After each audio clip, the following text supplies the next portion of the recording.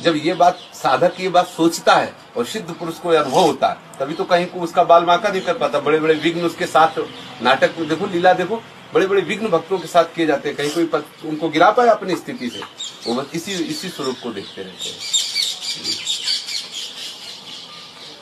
जिसे संपूर्ण जगत से द्रोह करने का पाप है, बड़े साधु सेवी हैं। ये अंदर आकांक्षा है, ये मान है, ये जब तक रहेगा तब तक हमारे अंदर रस की उत्पत्ति नहीं हो पाएगी। मान और परिहरि मान मोह मद है, परिहरि मान मोह।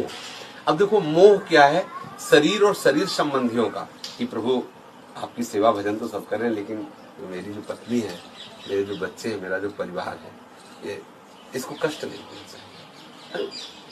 मोह किस बात का? सही पूछो तो तुम अकेले नहीं रह सकते थे, इसीलिए पत्नी और बच्चों का रूप धारण करके तुम्हारे पास आया। तुम अकेले नहीं रह सकते थे ना, तुम्हारे तो क्या करे, अब बहुत प्रेम करते हैं, वो बड़े तुम्हारे प्रेमी हैं, तो उन्होंने पत्नी रूप धारण कर लिया और उन्होंने पुत्र रूप धारण कर लिया और आपके साथ हो गए। अब आप इतना मोह, अगर उनको असली रूप में देखो, प्रभु आप ही हो, तो फंसोगे नहीं। अगर मेरी पत्नी, तो फिर घाटे का सौदा हो जाएगा, क्योंकि प्रभु को जो ही भूलोगे ते ही आप दंड के पात्र बन जाओगे। फिर माया आपको अपने अंदर में ले लेगी, प्रभु के अंदर से आप अलग हो जाओगे। इसलिए मोह और मद, अहंकार मत करो। जो कुछ हो रहा है प्रभु की इच्छा से, मान लो आपसे कोई सत्कर्म हो गया, कोई बहुत बड़ा सत्कर्म हो, तो अहंकार क्यों करते हो कि मैंने किया? अगर आप कर सकते थे तो पहले कर लेते। अगर नहीं कर पाए हो तो निश्चित